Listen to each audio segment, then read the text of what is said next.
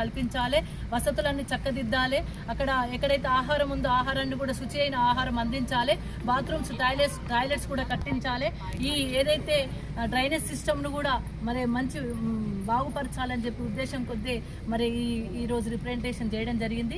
ఆ రిప్రజెంటేషన్ ఇచ్చిన తర్వాత 1 వీక్ లోపల చక్కదిద్దనట్టయితే, యాక్షన్ కనుక అధికారుల మీద తీసుకున్నట్టయితే డెఫినెట్గా మరి బీఆర్ఎస్ పార్టీ మరొకసారి ఆందోళన కార్యక్రమాన్ని చేపడుతుందని కూడా ఈ సందర్భంగా డిఎంఈ గారికి కూడా చెప్పడం జరిగింది.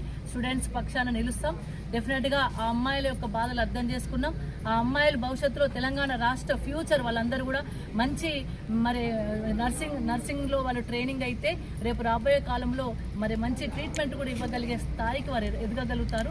అలాంటి స్టూడెంట్స్ని ఈ విధంగా ఇబ్బంది పెట్టడం కరెక్ట్ కాదు. ఎడ్యుకేషన్ సిస్టాన్ని బాగుపరచాల్సిన అవసరం ఉంది. కేసీఆర్ హయాంలో అనేక గురుకుల పాఠశాలలు కట్టి ఇలాంటి కాలేజీలు ఇస్తే, ఈ హయాంలో మాత్రం పురుగుల అన్నం పెట్టడం, పురుగులు కలిపిన అన్నం రావడం, చాలా మంది గురుకుల పాఠశాలలో ధర్నాలు చేస్తూ ఉన్నారు. వాళ్ళకి ఎటువంటి సౌకర్యాలు కల్పించలేని పరిస్థితిలో ఈ ప్రభుత్వం ఉంది. కాబట్టి మరి ప్రభుత్వాన్ని కూడా డిమాండ్ చేస్తూ ఉన్నాం. ఈ నర్సింగ్ కాలేజీలో, మెదక్ సంబంధించిన నర్సింగ్ కాలేజీలో వసతులన్నీ 1 వీక్ లోపల కల్పించాలని, లేనిచో బీఆర్ఎస్ పార్టీ ఆందోళన కార్యక్రమం స్టూడెంట్స్ పక్షాన్ని నిలిపి చేపడతానని కూడా హెచ్చరికలు జారీ చేస్తూ ఉన్నాం. జై తెలంగాణ, జై కేసీఆర్.